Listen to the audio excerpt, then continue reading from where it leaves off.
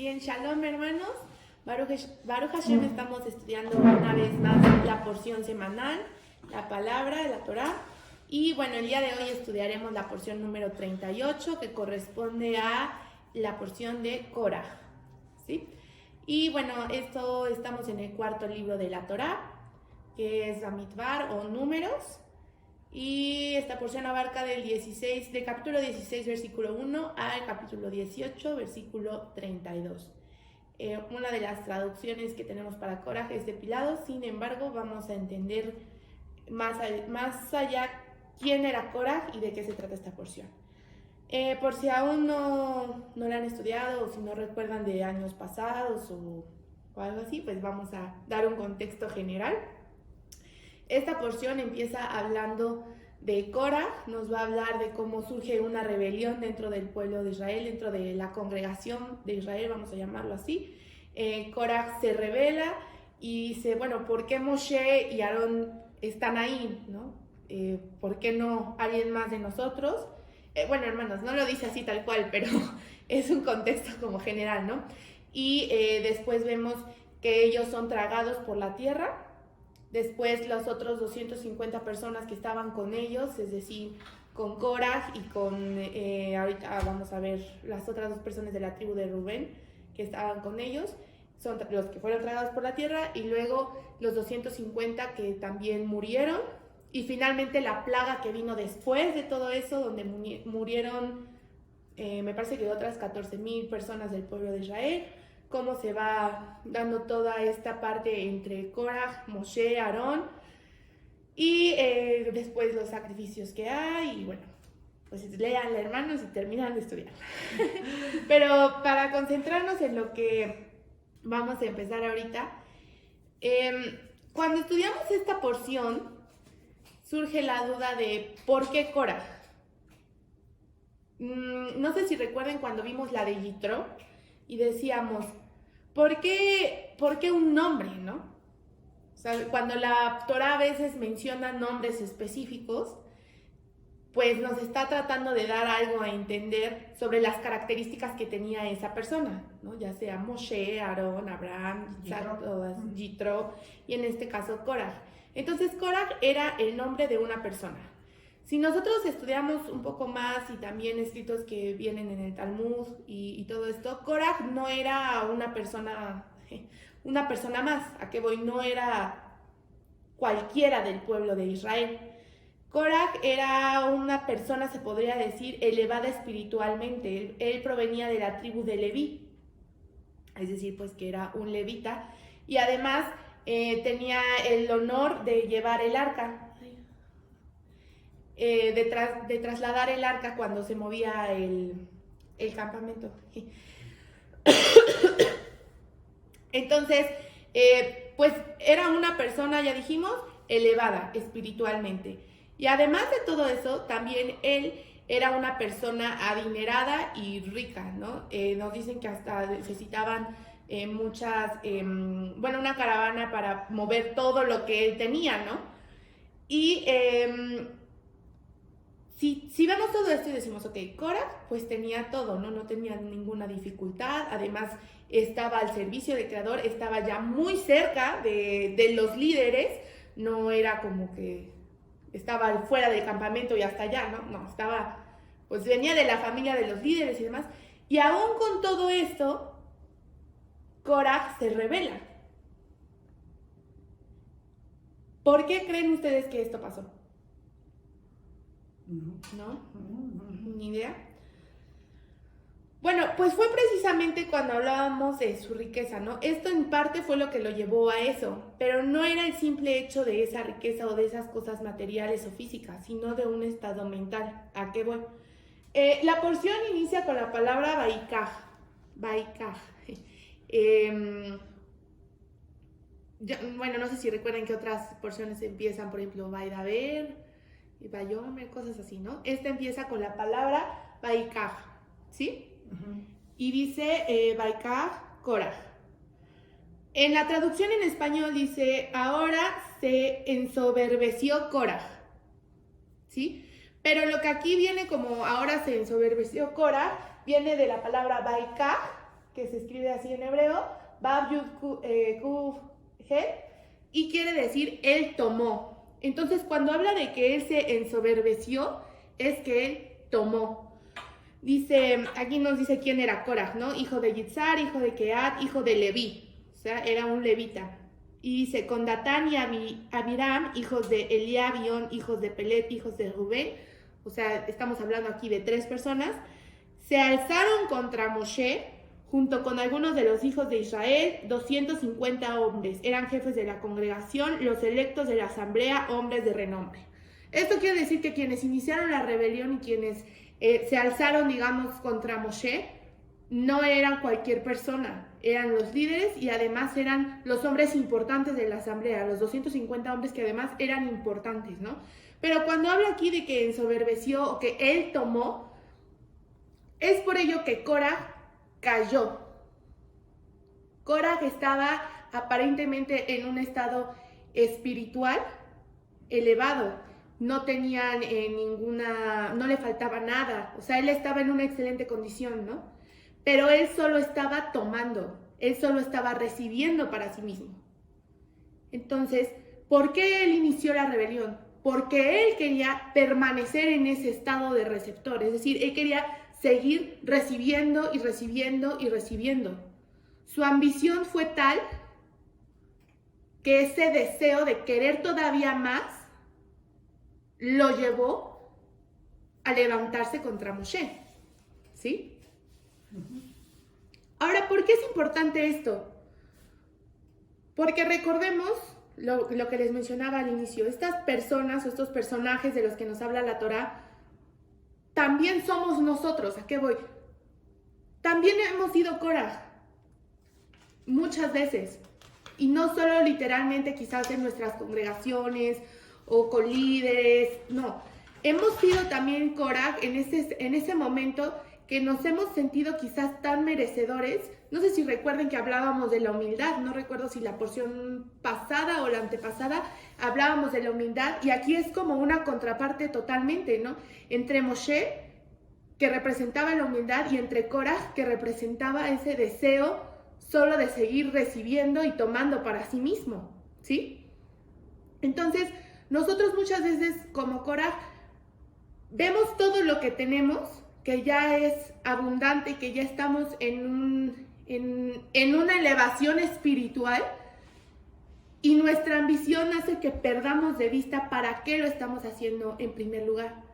Yo les preguntaría, ¿para qué hacemos nuestro trabajo espiritual? Para esforzarnos, para seguir conectados con Hashem.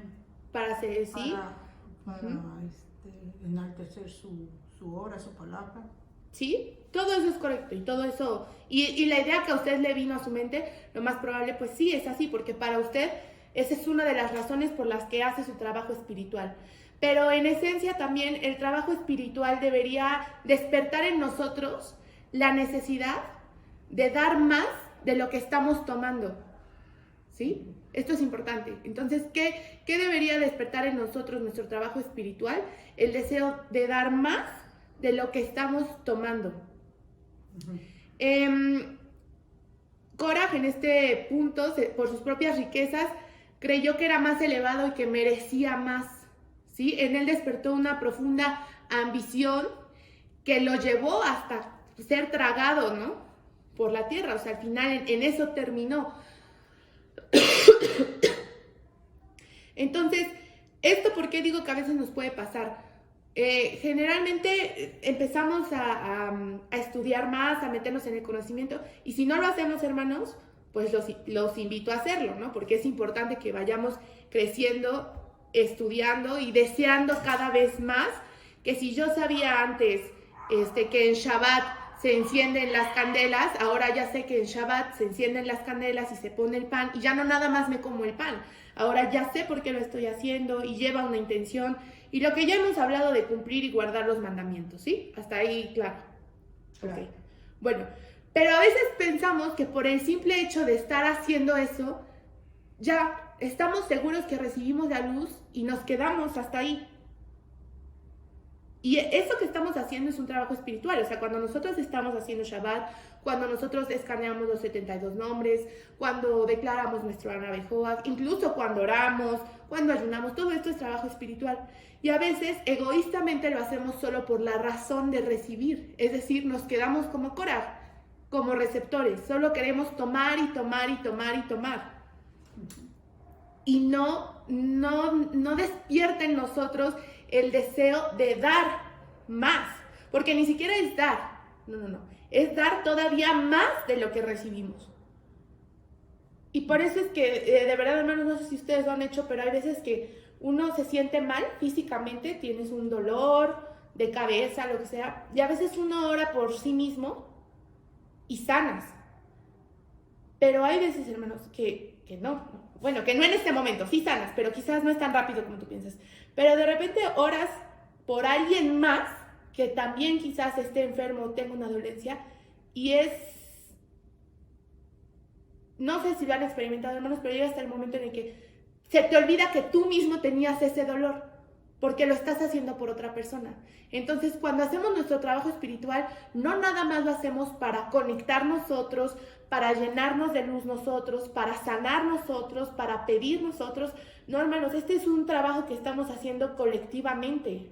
Es un trabajo que estamos haciendo unos por otros, ¿sí? Que nos vamos uniendo y que, no sé si recuerdan ahora en Shavuot, nos comentaba una hermana que su papá había estado algo delicado y ella decía, hay veces que ponen en los grupos, ¿no? Que oremos. Y es gratificante hacerlo, no nada más porque es para uno es gratificante, sino porque sabemos que lo estamos haciendo por alguien más. Entonces, esta vez que sigamos haciendo nuestro trabajo espiritual en este Shabbat que va a venir de Korah, que por eso estamos estudiando esta porción y queremos conectar con esa energía, pensemos en cuánto estamos dando. Primero si estamos dando y si no, ¿cuánto estamos dando? ¿Es más de lo que estamos recibiendo o ya lo estamos dando por hecho, ¿no? Al final, ¿sí? ¿Hasta aquí dudas? No. Entonces, bueno, si yo les vuelvo a preguntar, ¿por qué Korah cayó de su nivel espiritual y sus riquezas y demás Porque hasta... solamente quería recibir. Ándale, exactamente. Conclusión, nada más quería recibir, ¿sí? Entonces ahora, recuerden que pues hay como estas dos partes. Si estaba como al otro extremo de solo querer recibir, pues esta semana conectemos con esa energía de querer dar y dar y dar, ¿sí? Transformemos eso. Ahora, esto también implica una responsabilidad, hermanos, porque entre más se nos da, ¿qué implica esto? Pues más el compromiso de dar al Exactamente, prójimo. entre más recibimos, mayor es nuestro compromiso y nuestra responsabilidad de transmitir y de dar. Y no hablo solo físicamente, no hablo intelectualmente, o sea, hablo en todos los sentidos, ¿no? Entonces, es como hay un dicho, ¿no? Algo así como es? A un gran poder conlleva una gran responsabilidad, algo así, ¿no? Y pues es real. Entonces, piensen también, por ejemplo, cuánto quizás llevamos ya estudiando la palabra o cuánto estamos haciendo dentro del servicio al Creador y demás, y cuánto estamos dando de eso. Y no solo dentro de nuestras congregaciones, sino quizás somos los que vamos a trabajar y nadie más habla de la palabra, pero a nosotros ya se nos fue dada. Entonces, esa responsabilidad también está en nosotros de compartirlo, de no quedarnos solo para recibir, sino empezar a dar más. ¿Sí? Bueno, ahora, aquí dice que Datán, Abiram y Korah fueron tragados por la tierra. Si avanzamos un poquito más en las lecturas de la porción, nos dice que Moshe dice que vayan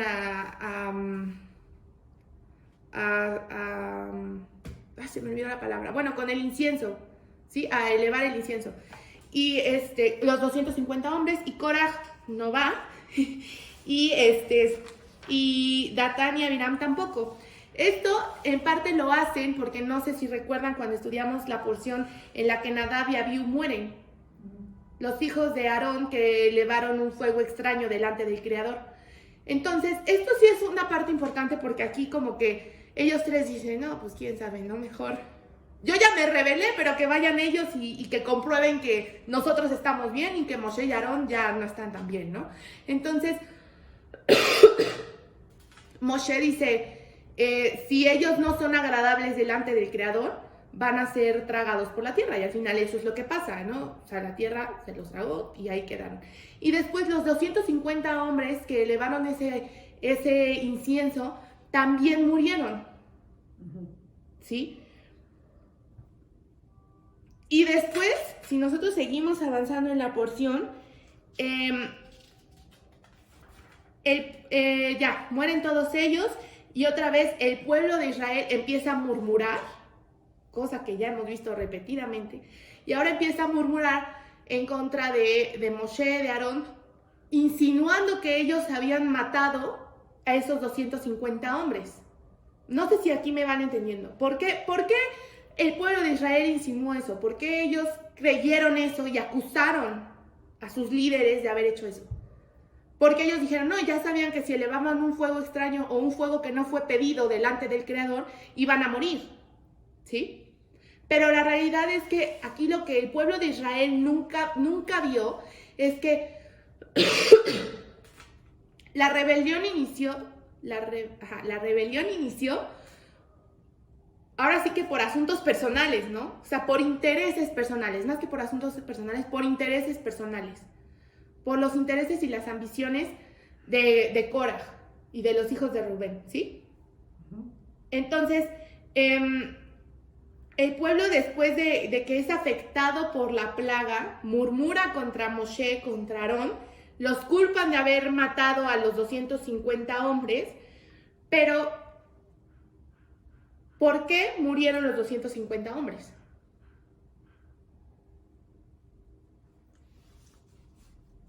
Pues porque se rebelaron. Eso sería como lo más, bueno, ahora nosotros lo decimos claro, pues sí, porque se rebelaron, ¿no? Pues ¿cómo que por qué? Porque se rebelaron. Y entonces, ¿por qué el pueblo de Israel en ese momento, con tanta certeza, dijo, no, fue porque mis líderes los orillaron a eso, ¿no? O sea, a lo que me refiero es... Por eso, pues porque eran líderes, o sea, al final de cuentas ellos debían dar más ejemplo, ¿no? Sí, pero a lo que me refiero es que cómo puede ser que la perspectiva puede cambiar tanto.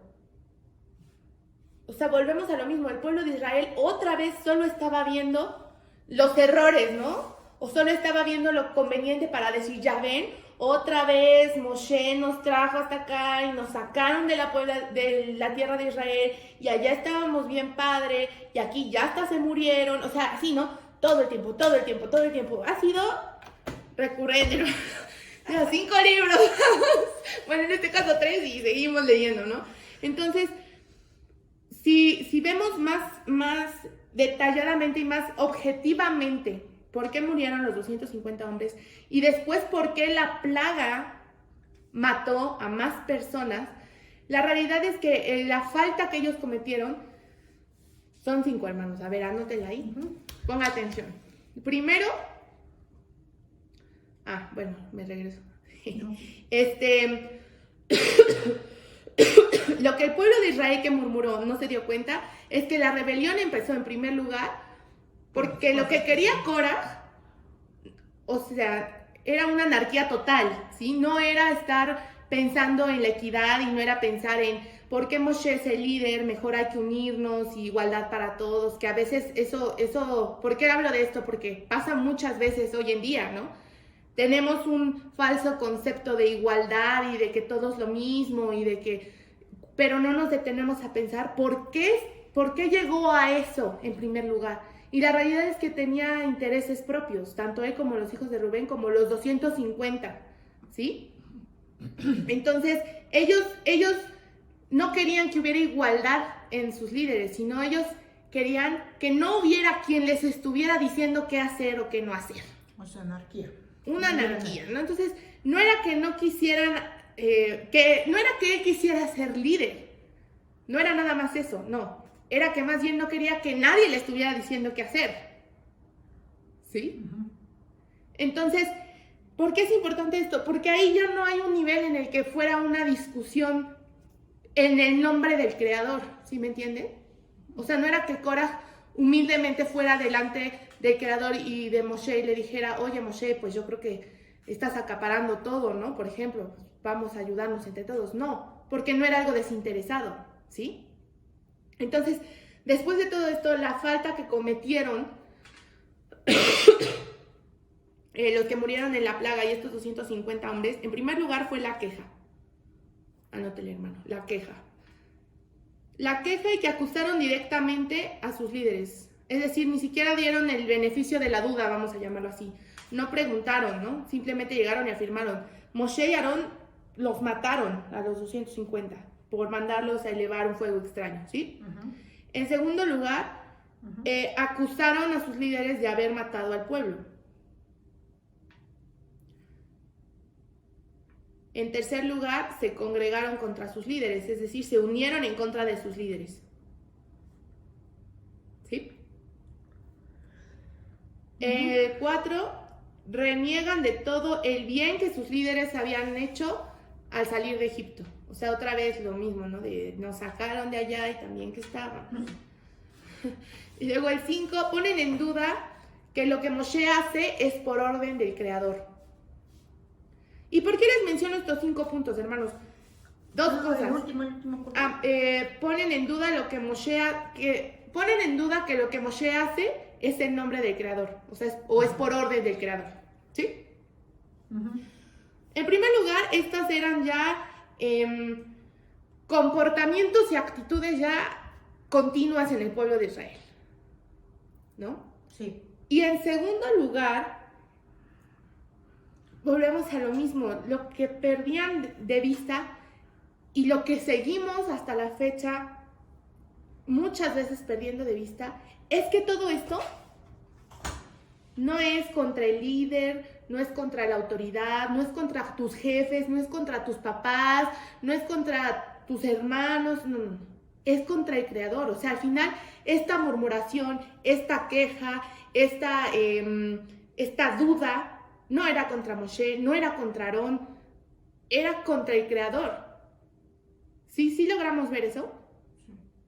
Entonces, como muchas veces nos engañamos a nosotros mismos y ponemos los ojos donde no es, y no solo porque depositamos nuestra confianza en donde no es, porque solo el Creador es perfecto, nosotros somos humanos, sino que no es nada más la confianza, después a todo lo malo, o sea, no ponemos la confianza y lo bueno en el Creador, pero todo lo malo, ahí sí, ¿no? Ya vamos y lo ponemos en el Creador, o sea, no puede ser así, ¿sí? Entonces, de todos estos 5 puntos, quisiera enfocarme en un comportamiento que tenían constantemente, que era la queja, ¿sí? No sé si recuerden, hermanos, pero se quejaron porque eran esclavos. Se quejaron después porque ya eran libres. Se quejaron porque no tenían que comer, pero luego se quejaron porque lo que tenían de comer no les gustaba. Se quejaron porque se movían, se quejaron porque no se movían, o sea, y si no eran una, eran otras cosas. Y yo creo que a todos nos ha tocado, hermanos, poner de acuerdo a mucha gente, a veces hasta en la familia, ¿no? Y dices, ay, no, es que para poner de acuerdo a mucha gente está peor, porque no, ¿cómo le hace uno? Nunca vas a tener a todos a gusto, ¿no? Bueno, cuando nos quejamos, piense usted en por qué se queja o cuándo se queja. Y no diga que no, hermano, porque todos nos quejamos. Entonces piense, ¿cuándo se queja usted? Cierre sus ojos y piense, ¿cuándo me quejo? ¿No? Usualmente nos quejamos cuando sentimos una falta de apreciación, cuando lo hacemos, cuando estamos puestos desde una posición de juicio, cuando nos sentimos insatisfechos, cuando las cosas no salen como esperábamos que salieran, cuando no estamos felices con el resultado, nos quejamos y lo peor, lo decimos en voz alta, hermanos, porque además queremos que el mundo sepa que no nos gusta lo que nos está ocurriendo, ¿sí? Y nos quejamos por dinero, porque sí, porque no hay, porque pues sí, pero ya no alcanzó, y nos quejamos por la familia, pero nos quejamos porque estamos solos, pero nos quejamos, o sea, y entonces empieza a ver uno todas las circunstancias de vida por las que se queja, hermanos, y resulta que el pueblo de Israel, acá andamos, seguimos juntos, unidos, ¿no? Caminando en el desierto, ¿sí? Entonces, cierre sus ojos. Piense en todas esas cosas por las que se queja. Piense en una, hermano. 2.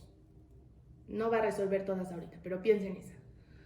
Y de esas que pensó, de esa 1 o 2 que pensó, ¿está en sus manos cambiarlo?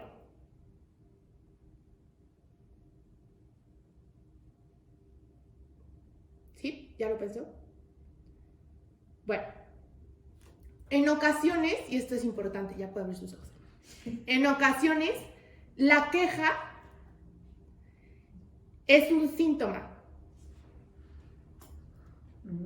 O sea, ya no es nada más la consecuencia. La queja es un síntoma. ¿De qué? De no tener el deseo de hacer el trabajo necesario para un cambio. Otra vez, entonces, ¿qué es la queja? Es un síntoma de no tener el deseo de hacer el trabajo necesario para hacer un cambio.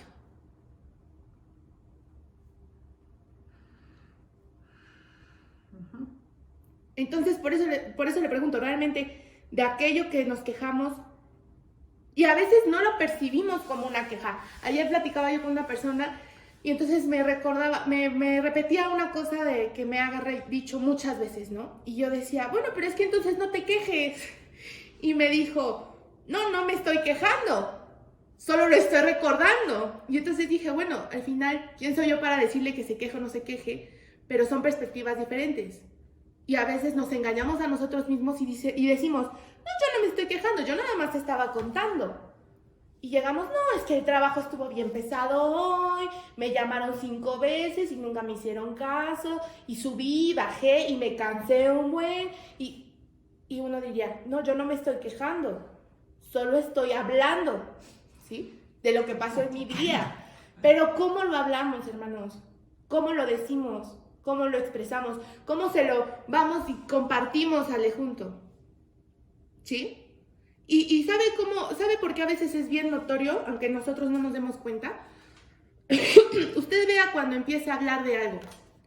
Y si está dudoso entre si se está quejando o no, va a ver que cuando termine de hablarlo, si se estaba quejando, va a terminar más agotado, más enojado otra vez de lo que se estaba quejando, y más así pensando y repensando lo mismo que dijo. Si todo eso le pasó, y si se enojó más, y lo recordó y dijo, uy, entonces, pues se estaba quejando, hermano, yo no sé, pero se estaba quejando, no nada más estaba hablando, ¿sí? Porque la queja no te va a traer nada positivo.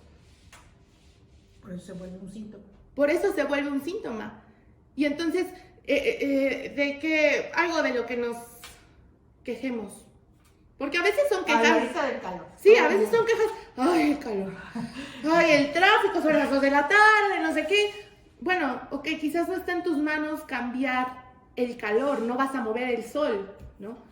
Pero está en tus manos la reacción que tienes delante de eso. O sea, a eso se refiere con el trabajo y el esfuerzo que requiere hacer un cambio. Porque el cambio no va a estar en lo externo, va a estar en ti. Entonces, me molesta el tráfico. La verdad, hermanos, a mí sí me molesta el tráfico. Yo soy dada a que a mí me molesta el tráfico y digo, ¡ay! ¿Cómo puede ser que hay más carros en Puebla cada vez? ¿No? Pero hay veces que hasta pareciera que más, porque de verdad se queja uno y hasta más carros salen de quién sabe dónde. Y hay otras veces, hermanos, que voy poniendo música, voy pensando, voy así con el aire. O sea, hay formas diferentes de tomarlo, pero a veces no queremos detenernos y hacer el esfuerzo por cambiarlo. ¿Y por qué le menciono este ejemplo? Porque a veces son cosas así de sencillas, hermanos. O sea, a veces no son quejas de una circunstancia de vida trascendente que nos está cambiando la vida por completo. No, a veces son cosas que parecieran insignificantes, pero que la construcción y el cambio de eso es lo que nos va llevando a un cambio más grande, ¿sí? Entonces, bueno, en ocasiones queremos liberarnos de la molestia que genera la queja quejándonos aún más, es lo que les decía.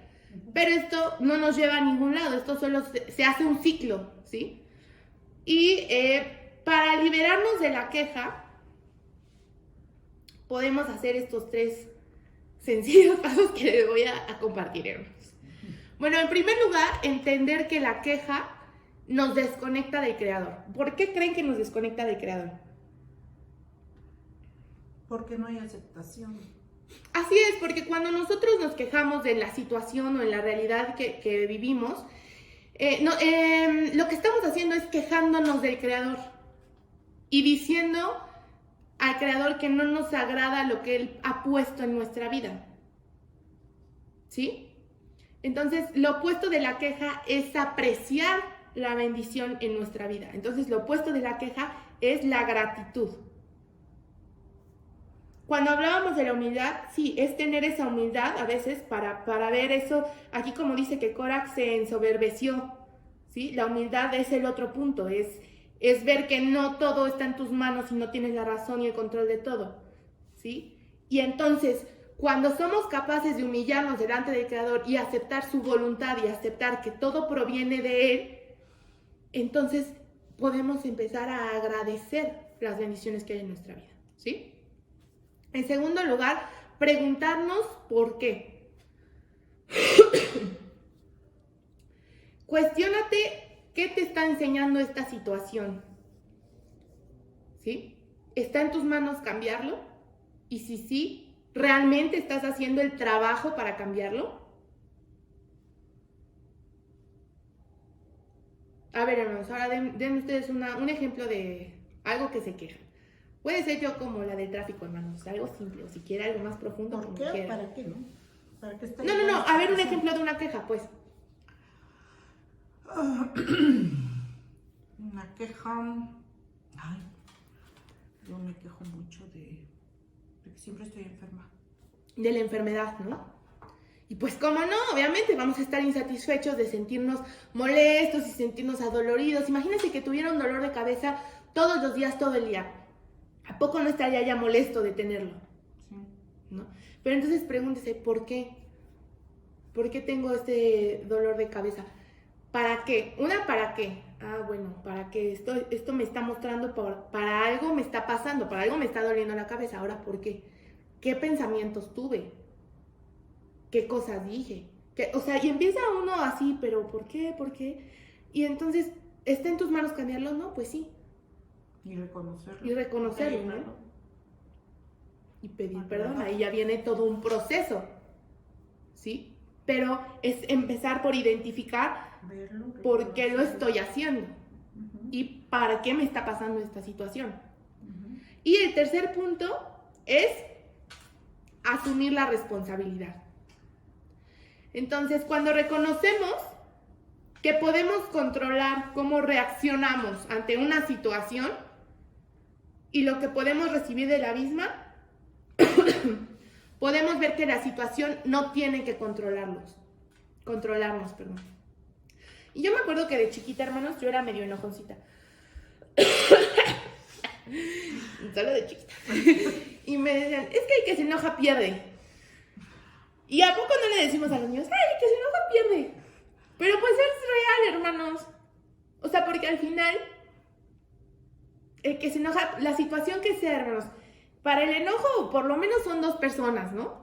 A veces, no para el enojo, para las discusiones. Pero hay una que ni en cuenta.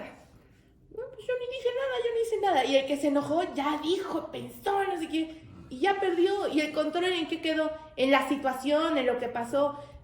Soltamos el control y nos interesa, ahí lo dejamos. Nada más nos quejamos, nos victimizamos y dejamos ahí la responsabilidad.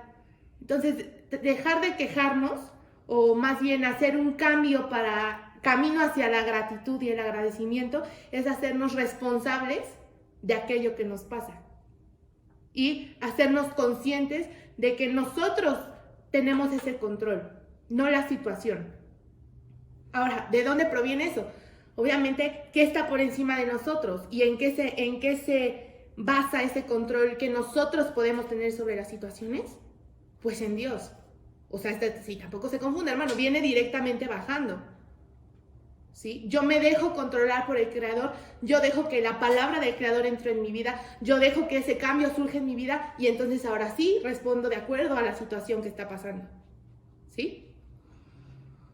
Ok, hermanos. Bueno, pues en realidad ya llegamos al final de esta enseñanza. Solo quería recalcarles algo. Quejarnos es un impulso natural. Y les digo, a veces no nos damos cuenta, ¿no? Y es un trabajo constante, pero también es una oportunidad. ¿Es un qué, perdón? ¿Instinto Sí, es un instinto, es un impulso natural, ¿no? Igual quizás es un ejemplo muy burdo, hermanos, pero hasta cuando va uno caminando y se pega en el dedo chiquito, ¿no? Ahí en la base de la cama. Y a poco uno dice, bendito Dios que me pegué en el dedo. No, hermanos, empezamos, ¡ay, la cama! ¡Ay, de seguro mi mamá la movió! No, que importa que no traiga zapatos, pues es que los moví. Y entonces empieza uno a decir, y son cosas pequeñas, hermanos, pero por eso les digo que a veces es un impulso, ¿no? Solo empieza a salir de nosotros la queja. Pero cuando empezamos a ser capaces de reconocerlos, o sea, yo creo que eso es la energía que y el esfuerzo y el estudio que nos podemos llevar para estas semanas y para de aquí al próximo año que volvamos a estudiar Coraj. Que empecemos a reconocerlo, que empecemos a aceptar, que empecemos a ser más humildes delante del Creador y decir, pues sí, muéstrame, ¿no? Que me estoy ensoberbeciendo y que me estoy quejando y que no estoy aceptando tu voluntad y que estoy siendo incluso ingrato, ¿no? Con la bendición que tú me estás dando. Cuando empezamos a ser capaces de eso, entonces también esa queja se vuelve una oportunidad de crecimiento y de agradecimiento, una oportunidad de ver la bondad del Creador en cosas que a veces se nos hace imposible verlas, ¿sí? Entonces, bueno, quisiera terminar, hermanos, con una cita, que es Job 1:21. Yo creo que todos ya hemos leído Job, y si no, pues léalo, hermano, porque yo creo que Job estuvo en algunos altibajos y si recuerdan, pues él tenía todo, ¿no? Y fue puesto a prueba, perdió todo y luego, por lo que vamos a leer, van a ver que en sí él no... Es que por eso les digo, a veces decimos las cosas y no nos estamos quejando, pero la mayoría de las veces sí nos estamos quejando, ¿no? ¿A qué voy? Lee la cita, por favor. Y dijo, desnudo salí del vientre de mi madre y desnudo volveré allá. Elohim dio y Elohim quitó, sea el nombre de Elohim bendito. Entonces, él que fue un hombre que tuvo todo, luego perdió todo, si ustedes leen estos capítulos van a ver que pasó todo un proceso en el que también enfrentó muchas pruebas hasta llegar a humillarse al último, se humilló delante del Creador y finalmente recuperó todo lo que tenía y al doble, ¿no? Pero, ¿cuál es el punto importante y por qué el ejemplo de Job? Porque él mismo lo está diciendo, ¿no? Elohim dio y Elohim quitó. Entonces, hermanos, ¿de qué nos quejamos? El creador me dio mi carro para ir en el tráfico y yo misma me estoy quejando del tráfico y a veces llego bien rápido y a veces llego bien lento. O sea, y así, a veces nos quejamos de la familia, a veces nos quejamos del trabajo, a veces... Hermanos, Dios, el Creador nos lo dio, Él nos lo quitó. O sea, al final de cuentas, aprendamos también a aceptar la voluntad del Creador y hagamos responsables, hay que hacernos responsables de aquello que sí podemos cambiar, ¿sí? Y bueno, hermanos, eso es todo. Shalom. Shalom. Shalom.